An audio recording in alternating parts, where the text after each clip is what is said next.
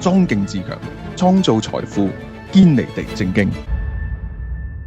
好，翻到嚟我哋繼續呢一個名店 Mindy 看世界啊，又揾翻阿 Mindy 出嚟咧，就同我哋講下咧，即係一啲可能我哋從一個零售或者我哋從一啲名店嘅銷售底下咧，睇到一啲世界上面嘅故事。今次呢個故事咧，即係其實由 Mindy 拋出嚟嘅時候咧，我就已經好有感觸噶啦，因為我好中意呢個品牌啦。第一個品牌嘅時候咧，就因為一開始我哋理解咧，就係通常啲皇室成員啦，就好中意着啦，跟住之後咧，我記得有一次咧，就係英國同埋美國嘅互相國家之間嘅見面嘅時候咧，即刻有本時裝雜誌出咗嚟啦。美國嗰邊就出咩咧？梗係 Ralph Lauren 啦，然後送嘅就送 Tiffany 啦咁樣。然後嗰位英國嘅代表咧就着住件 Burberry， 亦都係有陣時送咗件產品咧，都係 Burberry 俾另一個嘅第一夫人啊慶賀佢哋上任。所以今日就要揾下即係 Mindy 過嚟啦。我哋本身係對呢個牌子咧有一啲嘅情意結嘅，咁但係如果大家熟悉股市嘅都知道咧，而家嗰個結咧有少少蟹結啊，即係咦佢跌咗一半，差唔多高位跌咗一半，而家起碼呢5年就唔見咗3-4成。我想問下 Mindy， 即係呢個英國品牌喺你心目中係咩感覺嚟㗎？都係由好珍惜，即係覺得呢個品牌啊有好多好嘅地方。其實到而家我都覺得佢有好多好嘅地方，但係已經去到好可惜嘅地步咯，已經係即係有好多嘢冇辦法翻轉頭嘅地步咯，會覺得即係明明好好，但係而家冇辦法繼續好落去嘅感覺。你好似講緊啲英國嘅國運咁樣咧。我唔係咁嘅意思啊，但係佢都係 solo， 即係 Burberry 就係 solo 係咁樣咯，揸住手好牌，但係有啲打爛咁樣咯，而家係。但係咧，我哋應該講翻咧，就係Burberry 曾幾何時係有邊一段時間做過好好牌嗱？你唔好計嗰啲 Burberry 唔知即係成幾廿年嗰啲歷史先啦，因為如果你真係講幾廿年，嗰啲已經唔再存在嘅人啊，或者 Burberry 呢個家族係咪喺度㗎？我唔 sure 佢而家仲有冇人啦，但係佢原本就係一個英國人啦，佢係 Thomas Burberry 係，即係 Burberry 係佢嘅姓啦。咁啊，最初開始呢嚿嘢嗰個人就叫 Thomas Burberry 啦。本身係做衫嘅，佢都係做衫㗎啦。咁啊，後尾先幫軍人去做風衣嘅。其實佢本身唔係要去做啲咩，佢係發明咗個物料叫加巴甸。咁啊，就傳說咧，即係佢又唔係即係傳說，其實有講嘅。呢個加巴甸因為抗風啦、擋水，所以俾英國嘅軍人用咗。咁啊，後尾就俾好多叫做飛行嘅人士啦，甚至乎去南極嘅時候咧，都曾經攞呢塊布嚟冚住個引擎啊，等佢唔好結冰嘅。咁所以就佢呢塊布基本上當時就攞咗100年嘅專利咯，所以就但係呢塊布其實嗰陣時都未有格仔紋㗎嘛？有冇㗎？即係。冇，佢冇格紋㗎，即係風衣嗰塊布嚟㗎。格紋係 another story。格紋咧，佢用格紋係因為英式嘅格紋，而英式點解會用格紋咧？就係因為佢每一個家庭都會用即係有錢嘅家庭啦，佢都會做自己嘅格紋嘅。就嗰種叫家徽。咁但係你有啲格紋你嘅 pattern 可能會聽過叫即係嗰啲咩太廳紋啊，嗰啲都會有嘅。咁佢可能嗰啲就係比較特別嘅格紋。咁譬如皇室啦，咁你譬如最近可能見啲新聞都會話啊，佢可能會創造自己嘅格紋。咁呢個係好 normal 㗎，因為呢個佢可以格紋就係其中一樣嘢可以傳承落去。譬如我第時做件衫俾小朋友，我用呢一個格紋，咁我咪可以知道即係我嘅傳承落去，同埋亦都係我獨有嘅標誌咯。所以理論上咧，Chet 呢件事咧係冇呢一個專利權嘅。咁只不過 Burberry 已經用嗰個叫做 Classic Chet，even 喺 brand 入邊佢哋都叫 Classic Chet 嘅。嗰個 Classic Chet 已經用得太耐啦，咁已經變成佢嘅標誌啦。咁所以叫做第二個人去再用佢咧，就係你老翻咁樣啦。咁但係其實你話嗰個 Classic Chet 係咪有攞專利權咧？喺理論上係冇嘅。因為我都知啊，因為我哋近排即係呢度啱啱有個蘇格蘭節慶啦，咁然之後咧就係我有啲教會嘅蘇格蘭朋友咧就喺度 share 緊佢自己嗰條嘅蘇格蘭裙，佢呢個就係我個姓嘅花號，嗰個就隔離嗰個唔同嘅嘢咁樣，咁啊好靚嘅，大家都即係非常之好啦。咁雖然我亦都唔介意，即係我都好想問嗰個問題啦，就係咦 uncle 係咪先？我都白㗎啦，90歲白㗎啦，咦你裙下邊有冇其他嘢嘅？其實我哋大家都係想問嗰條問題嘅，即係咁樣。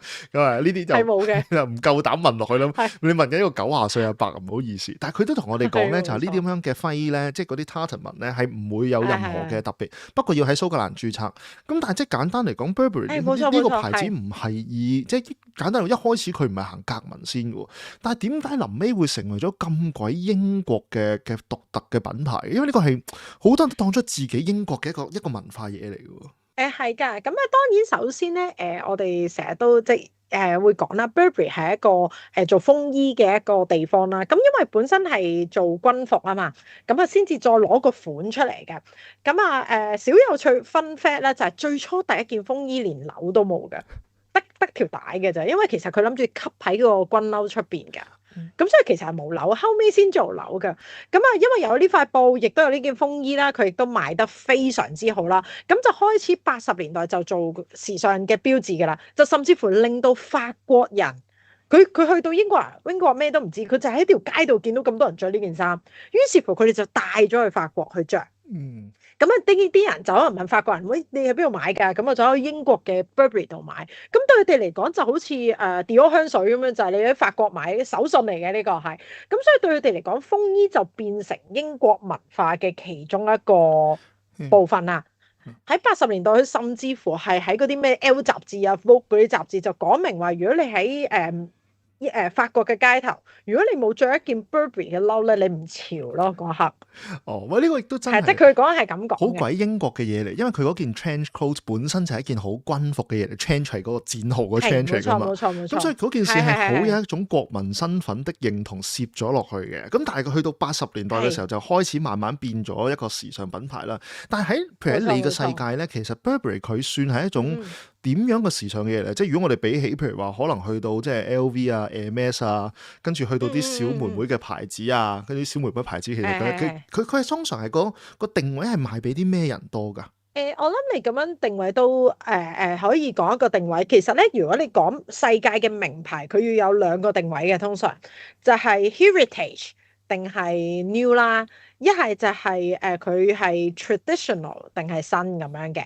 咁其實Burberry 就係疏落係 heritage 同以前啊，我講緊我因為之後會講佢點樣即落嚟啊嘛，跌咗落嚟。咁啊，所以佢其實高峰嘅時候，點解佢能夠成為高峰？就係佢係 heritage 同 classic 嘅代表啊。基本上你諗起嗱，你咩牌子嗱，譬如 LV，你可能都會覺得佢幾 classic，但係你唔會突然間諗到一嚿嘢好 classic 嘅。我唔會諗起一個袋，我可能諗起個 pattern，但係我唔會諗起件產品嘅。譬如 Hermes 會好快 Birkin 咁啊，呢啲就好 classic 嘅品牌啦。Heritage 嘅品牌係咩意思？就係佢嗰件貨上邊嗰件 item 上面，你完完全全可以睇翻個歷史出嚟嘅。即係某一個國家歷史，你見一個 LV 你冇辦法攞法國歷史出嚟噶嘛？但係某啲牌子你係得嘅喎。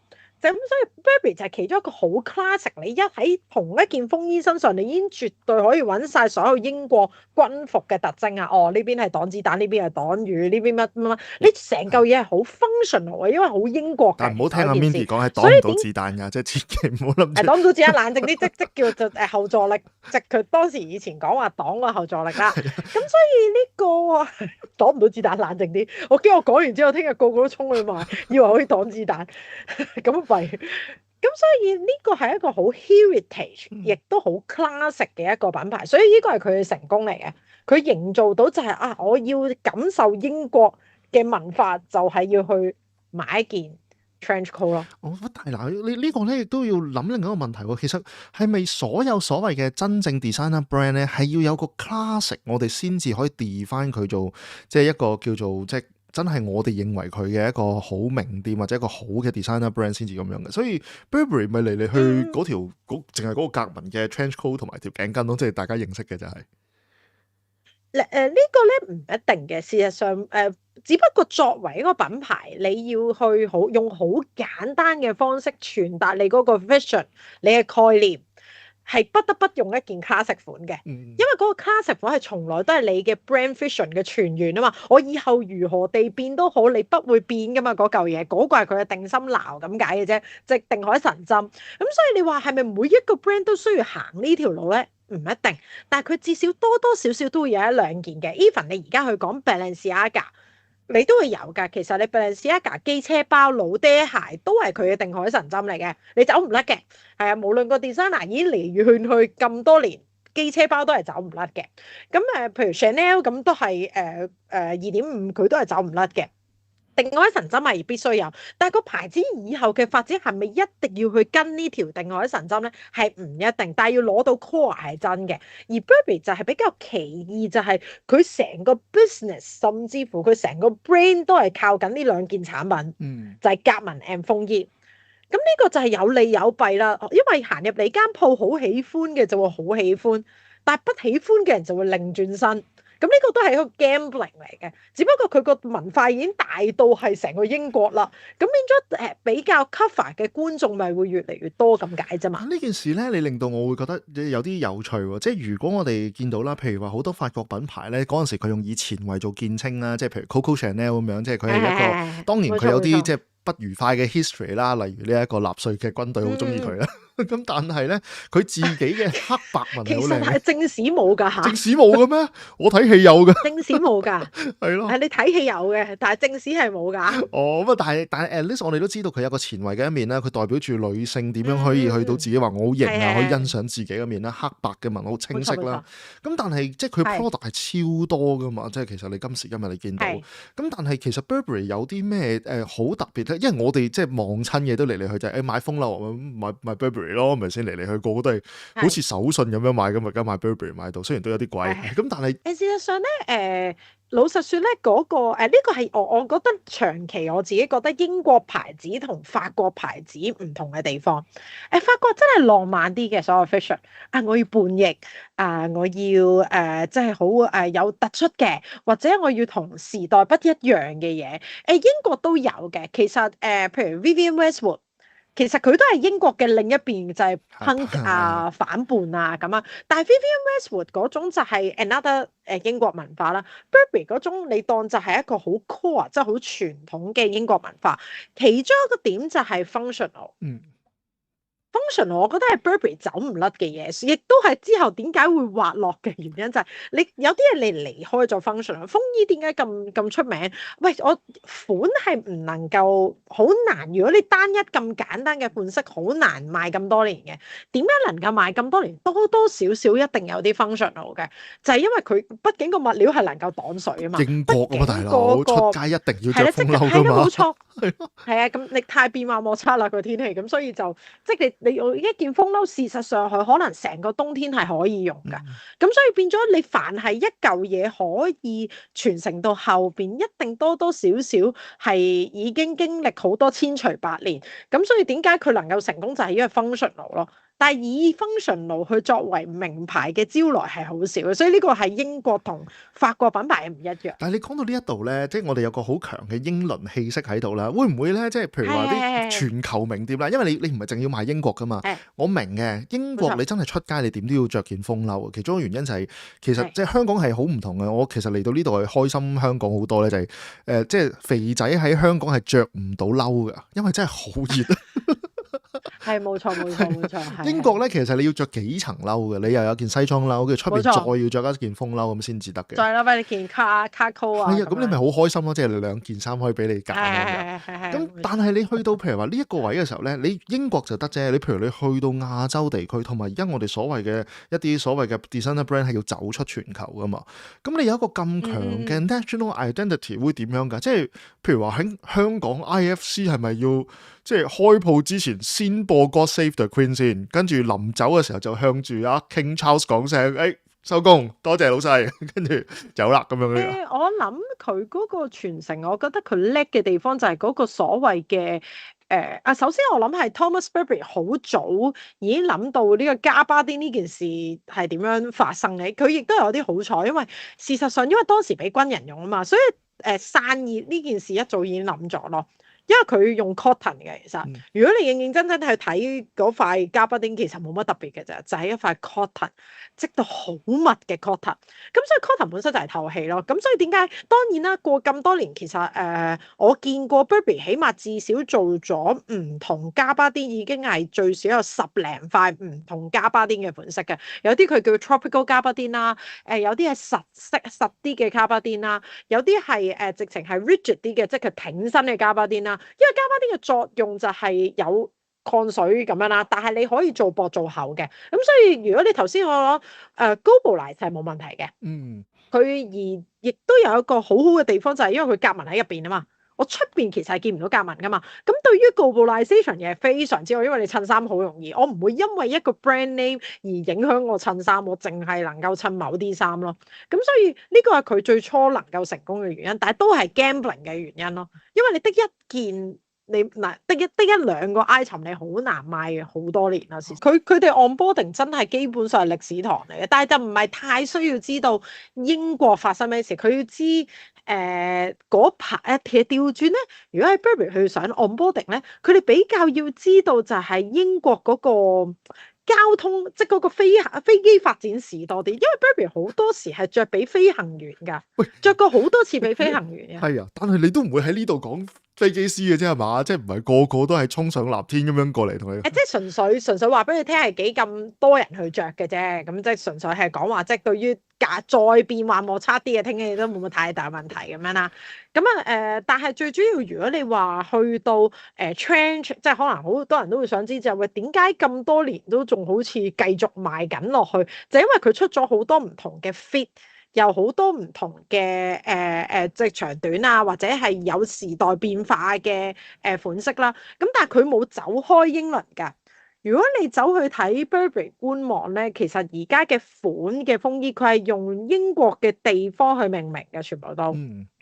Kensington 啦，Wimbledon 唔知而家仲有冇 Wimbledon？即係唔知仲有冇呢件褸？有 Wimbledon 呢個地方啦，咩 Islington 啦，我以前仲記得咩 Sandringham 啦，就我諗斷估賣嘅同事記都記死佢，如果佢唔識英國嘅。仲要係倫敦地方為多㗎嘛係。Westminster 都有㗎。係，送俾司紀賢啊嘛。有件褸勁長，肯定係着唐裝㗎啦。送俾司紀賢可以。係啊，冇錯。而家要着唐裝啦，因為見一下雜衫。係啊，喂，咁所以你會見到而家佢成件事即係都幾有英國味道啦。嗱，但係呢件事咧，我見到譬如話你可能去到2000年之前咧 ，Burberry 都係一個 brand 嚟嘅，咁都做得唔錯，亦都好有英國味道。但係2000年到左右開始啦，尤其是去到2010到啦，差不多呢個年代咧，喂，突然間係好紅起喎，即係發生咗啲咩事咧？嗰個位係咁我諗係有designer Christopher Bailey 開始嘅。Christopher Bailey 係好引啊，咁佢當然自己都係 CEO 啦。我覺得 Christopher Bailey 呢個 designer 係引領到將 Burberry 由一個本身好老喎、好英倫嘅品牌，去到變成一個喂都潮潮地喎，佢英式大潮嘅品牌，佢慢慢咁樣幫佢拉咗過嚟，所以令到佢開始潮起嚟咯。當然你問係咪潮到 Balenciaga 咁，唔係嗰種嚟嘅，但係至少佢着佢嘅人會認為，我多多少少有啲 on trend 可以着 Burberry 喎。因為佢將嗰個 trench coat 改到即係佢改得型咗嘅，事實上。但佢係一個咩人嚟嘅？因為譬如我睇翻即係而家睇 Christopher Bailey 啦，就即係佢係一個神奇嘅人嚟嘅。你問我，我覺得就係佢一個吸血鬼先啦。即係佢今年係54歲啦，冇人睇得出佢係54歲啦。唔識老，應該隻 fan 牌嚟嘅，即係嚴格嚟講係。但係佢入去即係同埋你調翻轉咁講就係你諗下頭先我哋講嗰堆嘢咧，係由一次世界大戰講起噶嘛。咁嗰啲係啲即係老人家品牌嚟噶嘛。你攝一個後生嘅 designer 落去，佢入去做乜嘢咧？其實係咯，我覺得個 move 嗱，當然佢唔係第一下就成功。Christopher Bailey 早幾年佢啱啱入去嗰陣咧，都有經歷嗰個叫同我即係同太前衛啊，啲人唔喜歡啊，都有呢啲時候。但係我覺得 Christopher Bailey 有天時地利人和，因為當時佢2000年入去嘅時候，因為Burberry 係一個好穩定嘅生意，其實我堆客長期去買佢噶啦，所以佢有辦法去等 Christopher Bailey 成長。即係佢可以慢慢自己去成長。即係老實說，一個 designer 冇可能，即係而家好多品牌就係出現呢個問題，成日想揾一個當紅 designer 行埋嚟一個季度搞掂啲生意係冇可能嘅。其實一個 designer 最少要浸3個季度先至可以 balance 翻，究竟做幾多係自己，究竟做幾多係個 brand。所以其實 Christopher Bailey 係佢係夠時間去浸呢個階段。你浸得幾年啦，佢咪揾到個 balance，而你公司又賺到錢，咁佢咪開始再賺更加多嘅新客翻嚟咯。因為 Burberry 原本就係一堆好中意佢，每個季度都要買件恤衫，可能隔一年又要買件羊絨褸呢啲人噶嘛，同埋一年去到聖誕要買20條巾嗰啲人嘅。咁但係 Christopher Bailey 嚟咗之後，可能佢有啲前衞嘢佢唔啱，但係佢個 proportion 仲係有一大半6-7成係唔係 fashion show 嘅。咁冇所謂啊，嗰班人繼續買咯。你開始中意我 fashion show，你咪開始有新客咯，冇問題㗎呢件事。慢慢買新嘢嘅客多，但係亦都唔影響舊嗰嚿錢，咪慢慢呢個 brand 咪可以推上去咯。喂，但係用呢個角度去睇咧，我哋睇翻即係 Christopher Bailey 都算係紅褲仔出身啦，即係佢即係2000年頭係入去，2000年中尾佢先至，定唔知過埋2000年先做 CEO 咁樣。咁所以其實佢係入到去係一個好有成長嘅階段啦。但係佢帶嚟咗啲乜嘢咧？因為似乎我記得嗱，以前咧我肯定知道咧 Burberry 係一啲即係幾街坊，都唔好叫街坊啦，人人都有一件嘅品牌，貴貴地嘅。但係咧好搞笑咧，就係我見到啲教會70歲打上嗰啲咧，總係身上會有一堆嘅。同埋你一去到譬如冬天落雨咧，你見到佢掛嗰啲褸架咧，你總會揾到幾件 Burberry 嘅。咁當然你一摸你就知啦，就全部都買咗好耐嘅。係咯，咁所以呢啲係國民品牌嚟噶嘛。咁但係佢入到去，佢想做啲咩事咧？其實咁，但係佢入到去做啲咩？但係我覺得 Christopher Bailey 佢做咗啲咩咧？有一樣嘢，第一件事佢做得好好嘅就係定價。因為我覺得定價好 make sense 㗎 Christopher Bailey。即係譬如一件 Burberry 嘅恤衫，如果我同大家講2-3千蚊係 make sense 㗎。但係如果你而家行入去 Burberry 去睇5-6千蚊一件恤衫，其實 which is 太 make sense 咯。即使你講緊一件 Burberry 恤衫去到4000，你問係咪 make sense？我諗大家已經開始 doubt 緊㗎。咁所以我覺得定價係當年佢帶到嘅嘢啦。咁當然你話係咪完全係佢自己決定咧？一定唔係㗎啦，一定係全個market 加埋佢哋成個 organisation， 佢點樣睇自己嘅 market 定位，佢睇得好準咯。因為你 solo pricing 就係睇自己喺嗰個世界裏邊幾多，即係我唔要貴過 Prada， 但我又唔要平過 Coach， 即係呢個佢係好清楚自己嘅定位。我就係要買翻嚟着好多年嘅，個客可以翻嚟買新款，但係佢唔需要去掉舊嗰件，但係着咗10年，佢認為都值得掉啦。咁佢就會買個第二批，但係嗰陣佢係買緊第二批，中間已經買咗好多件，係咁嘅。我哋以前成日話 Burberry 係即係 old money 嘅 Uniqlo 啊嘛，即係佢嗰真係好成功去做呢件事嘅。但係同時佢又G2000，我都覺得自己浮誇咗。你形容佢為 Uniqlo 係咩？真係離譜啲。係咪佢真係因為我哋以前會有啲客就咁行入嚟話，我要5件呢個恤衫啊。咁你唔需要問佢點解要5件，你就知道佢肯定係用呢5件嚟我嚟翻工或者 whatever。但係你就係知道咁。但呢個都有趣喎。其實喺嗰個所謂定價嗰度咧，有冇一個理解係要將自己定啲咩價錢㗎？因為我呢個其實我到而家為止今日我都唔知點解啲價格個差異喺邊度㗎。嗱，老實說，因為冇嗱，當然每間公司佢有自己嘅 ROI 要追啦。但係問題就係呢個我好認為係佢對自己個品牌定位有幾清楚咯。因為佢要知道，因為喺 Burberry 世界佢比較難處理嘅就係佢冇同類型嘅 competitor 㗎。其實我哋係夾硬講㗎咋，其實冇同類型 competitor。譬如 LV 好簡單嘅，我可能同類型 competitor 我可以睇 Hermes 睇 Chanel 或者咩，佢可能有啲分別，但係你至少睇到啲嘢。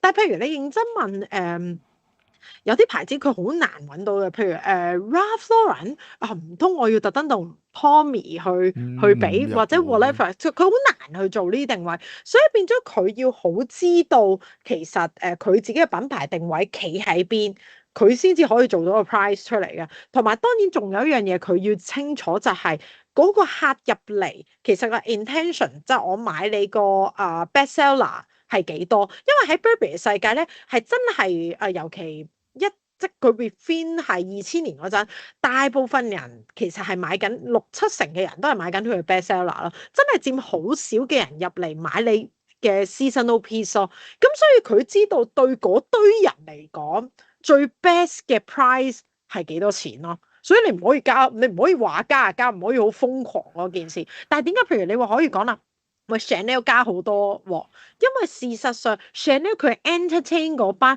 唔係長期嘅客仔，係 newcomers，同埋佢要不停去俾到呢堆 newcomers 嘅一啲嘅新感覺啊嘛。咁所以佢咪可以不停跟住大家對呢個品牌嘅所謂渴望成長，佢咪不停加落去咯。咁但係加到尾咁。嗰個渴望會完噶嘛？咁而家咪就係俾人話佢太貴咯，會變成。所以其實呢個都係有趣喎，就係佢個定位好獨特，所以佢定價就變咗係好冇 reference 喎。即係我同期我揾唔到 reference。其實入嚟買 Burberry 當其時，即係尤其是去到 Christopher Bailey 年代啦，入嚟買嗰啲人咧，嗱你話之前嗰啲我都知啦，係我哋同區嗰啲即係 old money 嚟嘅，嗰啲收租工嗰啲，我哋啲包租公咧，其實就過嚟買呢啲咁樣嘅嘢嘅。咁但係即係你個問題就係去到 Christopher Bailey 年代，佢想走後生啲又好，佢想走前衛啲都好咧。我估阿包租公們咧都係會走去買衫噶啦。咁但係其他新客係啲咩客嚟㗎？嗰陣咧，其實有好多係真係幾年輕嘅。我見嗰陣嘅即係行入去 Burberry 買嘢嗰啲人，係真係會有廿零歲，甚至乎10零歲入嚟買件 T 嘅。我覺得Christopher Bailey 仲有一樣嘢俾到嗰種後生嘅傳員，就係咁啱佢嗰陣，尤其2010幾至2020嗰陣，大家係興一個 brand logo 嘅 T-shirt 啊嘛。即係嗰陣好興嘅，即係你基本上就係要去 show 嗰個 brand，即係大隻字、大嘅 logo。佢咁啱就係 match 到呢一個 trend，咁所以咪好多後生嚟買咯。咁同埋有一樣嘢，我覺得佢做得幾啱，而家冇人做得翻嘅嘢，即係個 trend 唔容許佢再做，就係即 fashion show 一完咗就即刻可以買咯，嗰個系列。唔係好合理嘅咩？幾癲㗎！唔合理，一啲都唔合理。正常咧係喺名店嘅世界，譬如你喺睇到 fashion show 嗰一刻，你係唔應該會買到嘅，至少半年後。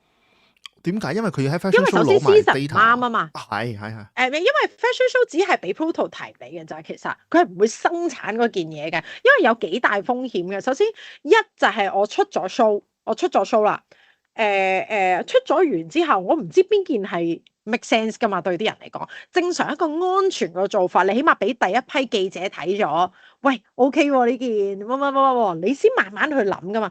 第二就係好多品牌咧，其實嗰個 fashion show 其實係俾 concept 你，佢唔會真係做嗰件衫出嚟，甚至乎佢真係做咗一件衫唔係俾你着，亦都唔係俾我着，俾一啲有需要嘅人着。咁所以其實你係唔會做嗰件衫噶。第三就係好多時佢咁樣會令個 timeline 好緊張，因為其實好多時出完 fashion show 係未有價錢㗎。但係如果你要做到即刻一完 show 就有，你要有埋價錢，仲要 logistic 嘅問題，你仲要 send 去間鋪，其實好癲嘅呢個動作。係啊，以前佢哋係真係要完咗 fashion show 嗰晚就已經搬晒啲貨入去，第二日一出。即係第日開門，啲人入去嘅時候，見到嗰啲 model 着緊嘅，全部都係嗰季 fashion show 嘅嘢咯。但係呢個 Burberry 係會做到嘅，因為 Burberry 頭先我講緊就係，因為佢有6、7成嘅貨款賣嘅係 generic 嘅嘢嘛，即係我一般未必係天橋款嘅嘢嘛，所以佢咪可以咁樣做咯。即落即買，佢可以做定啊！佢 make sure 嗰堆嘢係有人要㗎。佢要 gambling 嘅就係嗰30% 啫嘛。係，同埋賭輸咗冇乜所謂啊嘛，因為基本上係冇問題㗎，有堆嘢度，影響前面嗰堆嘢㗎嘛。所以但係 which is 對個客嚟講，我心理好好喎。我唔需要等嗰班 VIP 走去同我訂乜，我只要夠薑去排隊，夠薑去間鋪，我就會買到一件衫。我今日就可以着。所以嗰陣時真係一個幾有趣嘅時代嚟㗎。嗱，呢啲真係英國制度優勢喎。嗱，我哋有制度自信係啦，我哋要嗱用翻呢一個嘅用比較即係。我哋而家講咩維多利亞女性啊嘛，係咪？即係維多利亞妹嘅講法啊嘛。我哋有底氣啊！我哋底子夠厚。簡單嚟講就係食老本。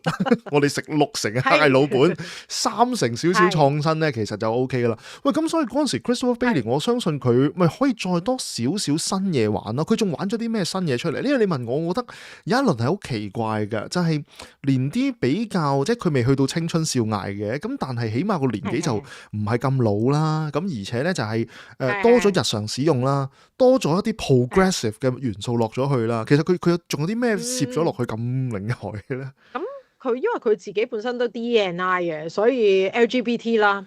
佢最好早即係2017、2016，佢已經擺 LGBT 元素落去，用非裔 model 啦。基本上我都可以好，即都幾幫佢好 proud 講一句就係 Burberry 你好難揾唔到衫着極端瘦 XXS 都有嘅。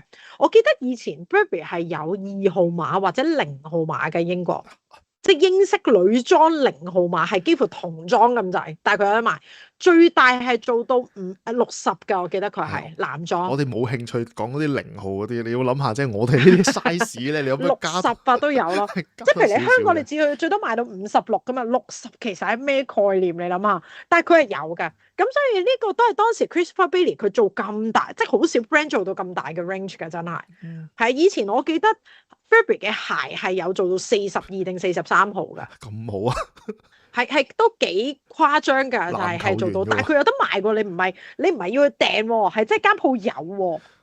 咁都幾唔同嘅。咁所以同埋佢有啲 collection， 甚至乎好早已經，你而家就話揈晒彩虹旗啫。佢喺個系列裏邊用彩虹啦，直接。係啊，同埋你咁的確係好少見。同埋嗰個咩年代嚟㗎？佢揈彩虹旗嘅時候係即係2017年啊，2016至2017兩個季度佢用過彩虹嘅。2016至17啊，哇咁啊真係有啲早喎，早得有啲離譜添。係佢早㗎，好早係啊。嗱，因為你講話真係當 D&I 唔係一個 fix 嘅 course 嘅時候，如果我諗緊嗱 DEI 呢個字咧，肯定未到，因為 DEI 呢個字咧就係喺拜登年代先出現嘅。跟住然後 ESR 呢個字咧，或者我哋講 ESG 呢個概念咧，都係喺拜登前少少特朗普時代出現嘅。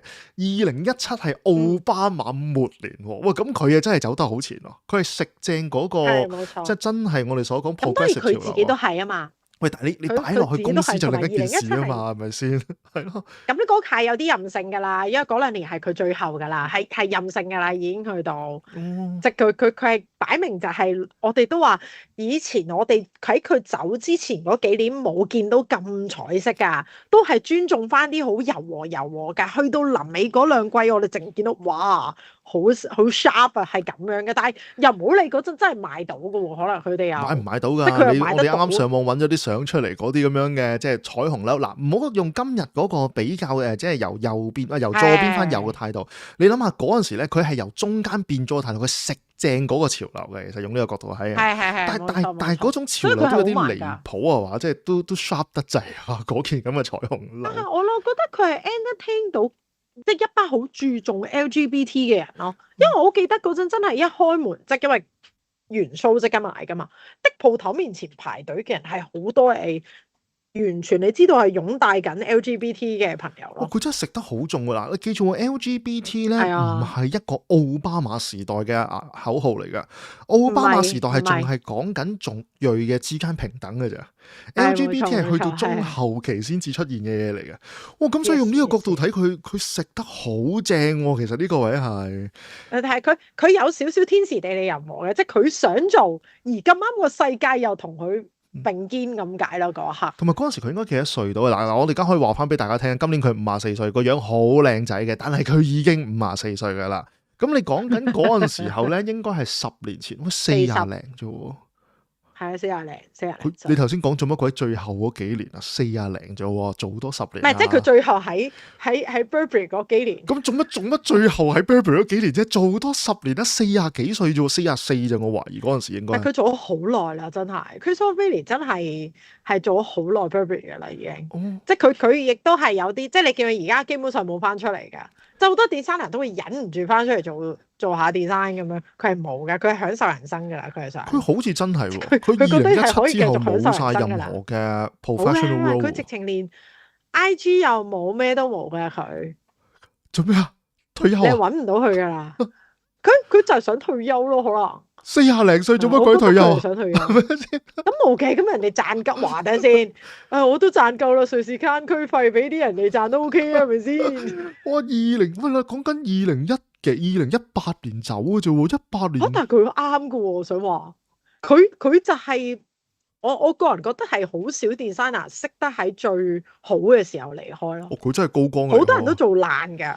係啊，你例如即又唔係要得罪佢，但係譬如Maria Gethard-Churi 即係 Dior 之前 designer，佢都有好高光嘅時候㗎。女性主義喎，佢講緊即當年即真係唔夠10年前講女性主義，成個 fashion show 講女性主義，行晒 parade 咁滯，當時大家都支持佢㗎。咁但係呢幾年都係人哋就係話佢悶咯，即又會變成咁樣咯。所以佢呢種咁變咗模式真係最好就喎，高光離開。佢呢種模式係最好，高光離開，佢仲係 CEO 喎。即係佢基本上係又賺到錢，嗰陣又係最賺錢嘅時候喺 Burberry。佢亦都甚至乎，即係你睇股價都知。佢可以唔使做即係 Burberry， 佢開出嚟開自己 brand， 又或者同下隔離去聯成一下啫。但係佢都乜都冇喎，佢而家好似離開咗 fashion 界。係啊，佢真係冇啦。佢真心享受緊任何嘅人生，佢應該係呢啲衰人。斷估係去緊旅行。 40幾歲英國退休，英國養懶人真係。喺嗰個咁濕濕漉漉嘅天氣裏邊，我真係唔想起身畫稿咧。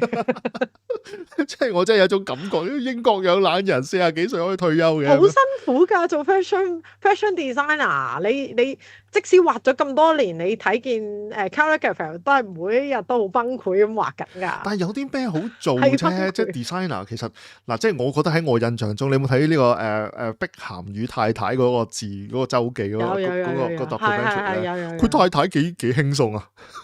都唔係㗎 ，Victoria 我有睇過。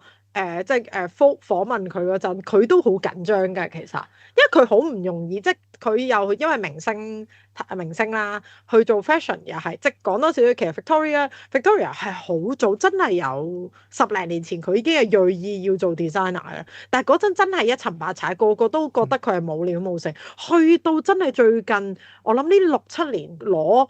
Woman Design of the Year 先至真係叫做人哋開始認同佢啊，佢係一個 designer 咯。因為大家仲係記得佢係 Space Girls 一員，跟住碧咸數，其他就唔理啦，係咪先？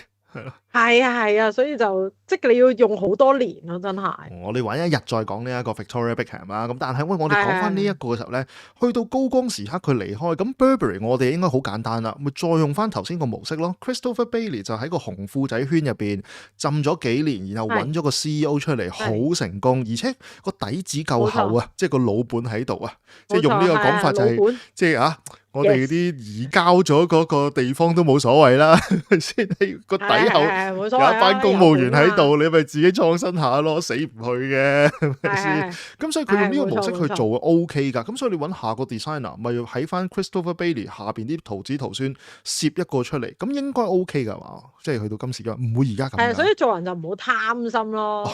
即係如果佢係咁就唔會係啦。即係所以我哋成日都講，如果你明知嗰條路係啱嘅，有時真係你要走落去都可以一試，就係做人。不過嗰陣咧，佢因為2017年咧，當時 Burberry 真係幾賺錢嘅，所以可能佢會覺得可以再更進一步去試下改革。嗰陣佢係的確同你頭先嘅想法一樣，佢就係覺得自己個 brand 太老啦。即係你唔可以食 old money 食太耐，咁所以佢銳意希望做潮牌，咁但係有時就係行得太前，佢就揾咗個好潮嘅人翻嚟叫 Riccardo Tisci。Riccardo Tisci 係咩人咧？就係當時就係佢幫 Givenchy 起死回生，而佢離開咗之後，而家Givenchy 基本上行緊去無間地獄嘅。咁啊呢幾年都未翻山過Givenchy 真係好慘。咁啊，所以成也 Riccardo Tisci， 敗也 Riccardo Tisci 啊。咁咧就因為 CEO 都走埋啦嘛，咁佢就俾咗個Marco Gobbetti 嚟我記得係德國人啊 ，Marco Gobbetti 好似係。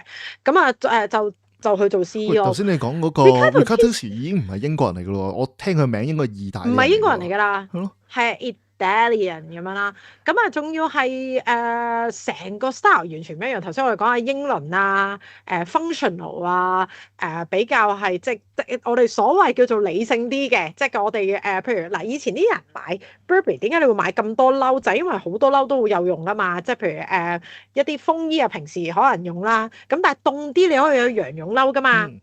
羊絨褸其實喺 Burberry 覺得好好賣嘅，我記得嗰陣，即係你賣到3萬4萬一件都有人要你嘅，以前真係即係隨便執嘅嗰陣，以前係我好記得以前啲羊絨褸係捲到一嚿咁樣一嚿嚿咁樣，但係你到過咗聖誕節成個櫃吉晒嘅，真係嗰啲羽絨褸啊，嗰啲咩夾棉褸都好賣嘅，全部都咁啊！直至到 Riccardo Tisci 上場，佢認為這些都不行，不可以，我哋要行去潮牌嘅一步，咁啊佢用翻佢 Givenchy 嘅成功哲學。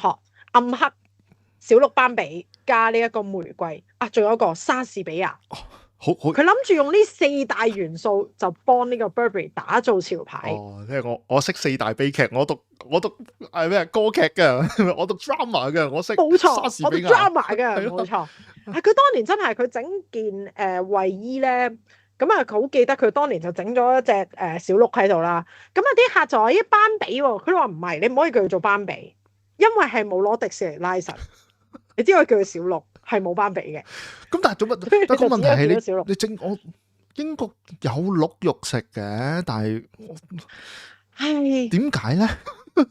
係咯。就所以呢個變咗點解係下滑嘅開端，就係佢忘記咗佢最重要嗰樣嘢就係救英倫咯。你頭先我講嗰幾個元素基本上係好少擦得上邊咯，真係。唔係話冇鹿，但係問題對比英倫嗰隻馬同鹿，即我冇可能指鹿為馬啫，係咪先？點估到？咁所以變咗客人接受唔到舊嗰批我哋所謂好 core 嘅客人，就開始慢慢離我哋而去啦。但係嗰隻鹿係點嚟㗎？即係嗰陣時或者咁講啦，就係你整隻鹿落去嘅時候，佢都要同啲客 pitch 㗎嘛，或者佢都要話俾人哋聽。嗱，我哋今次咁咪就係話鹿啊。佢咪就係話喺英國嗰個即係嗰個地方裏邊，我哋都有好多鹿咯。又唔可以話錯嘅，獵殺鹿都係其中一個即係一啲英國名好動嘅。我話俾你聽，之後有個 designer 都攞咗隻天鵝去做自己件衫，跟住就話因為天鵝喺英國入邊都有。都啱嘅，你喺海德公園都幾隻鵝嘅咁樣。係啊，係啊，佢真係咁樣做噶，整隻水鴨都有試過啊。咁啊，真係香港 designer 整隻馬騮喺度噶咯，即係我哋有馬騮衫、金絲雀啊嗰啲都 OK 噶。即係所以呢個咪就係個問題嘅開端，就係你冇 respect 嗰個傳統咯。呢個就係嗰個我個人認為係 Marco Gobbetti 嘅問題啊。因為咧 designer 咧，其實某程度上佢做一個 brand，佢一定係好想攞自己嘅嘢落去。因為對 designer 嚟講，我賣嘅唔係一個唔係呢一個品牌，我賣係我 design 噶嘛。咁所以我一定係尤其 Riccardo Tisci 呢啲係叫做潮牌出身，佢之前係幫譬如 Puma 啊呢啲去做製作嘅。對佢嚟講，佢最重要就係賣自己嘅風格啊嘛，而過往佢成功嘅喎喺 Givenchy，咁對於佢去一個未知嘅品牌，唔係好識嘅品牌 ，of course 佢係會以自己行為主嘅。但係問題真正控制 designer 係咩人先？就係股東同埋 CEO 啊嘛。咁 suppose 你個 CEO 係咪應該要控制一下嗰條友先？即係你唔好俾佢畫到咁暗黑，係咪10件都要暗黑？係咪中間一定要穿窿先？即係呢個你係可以去問佢問題啊嘛。佢去到第一個季度定第二個季度已經啲恤衫全部 oversize 嘅咯喎，係講緊一件衫，佢明明話係細碼，但係平時嘅大碼至加大碼喎。點解？因為呢個係佢嘅 design 嘅創作。因為 Riccardo Tisci 係一個肥仔，佢中意着大碼衫。咦！我突然間對佢有啲開心啲喎。原來自己優嚟㗎。你唔好用你自己先。係啊，當時咧的確係好多咧比較豐滿身形嘅客人係感覺高興嘅。首先咧，皇家認證，如果你見到皇家認證 logo 咧，你要同時睇埋 website。如果個 website on website 佢係有嗰個 brand 喺度咧，佢係真正有皇室認證嘅。但係以前嘅 Burberry 係有2個皇家認證嘅。一係英女王，佢認證佢係outfitter，即係佢要做每5年要做一次測試。佢再繼續攞呢個認證㗎，咁啊查理斯好似係認證佢對天氣嗰個外套自己有個印象，就係當嗰個英女王走咗之後，認證失去咗一個嘅時候咧，變咗而家嘅客人，即係佢譬如我已經有一件有2個認證，佢未必有咁大嘅動力去買一件得1個認證嘅風衣咯。的確呢個係有少少信心危機。你問翻我自己都會想要一個有2個 logo instead of 1個 logo。喺件褸入邊有㗎。喺個袋度有啊。係啊，入邊有㗎。佢個背脊入邊，如果你買一件係 classic 啦話，唔係 seasonal。如果你買一件 classic 嘅Burberry trench coat，suppose 係有2個認證。佢個認證仲係寫住 Duke of York 㗎。哦，咦係喎係喎，我而家見到真係有喎，原來 Burberry 上面有兩個 logo 喎。有2個 logo 喺入邊㗎，應該 suppose 一個係英女王嘅，一個係唔係 Duke of York 係嘛？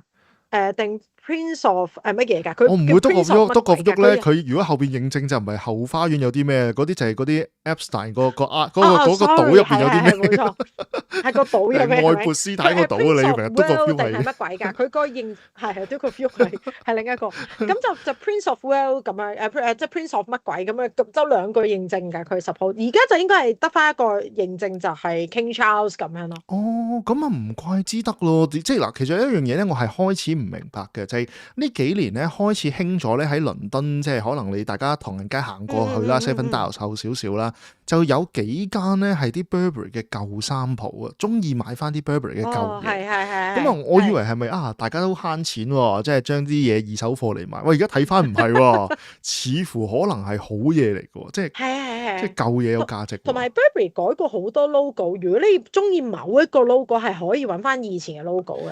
哦，哇，喂，咁其實呢個價值就戇居啦，即係你咁啊，係因為新嘅嘢個價跌咗，你想特登去揾翻嗰間舊嘅嘢，咁呢個就唔係 Burberry 食到嘅價嚟喎，呢個係 Burberry 失去咗個價值嚟嘅喎。係啊，冇錯，你而家就係去揾翻當年你失去嘅嘢，就唔係咁易咯。哦，哇，你真係英國古仔嚟嘅喎呢個。即係我要翻歐盟，我要想翻歐盟，我唔理。我要翻歐盟，我要翻歐盟啦。我要翻歐盟。係佢好難。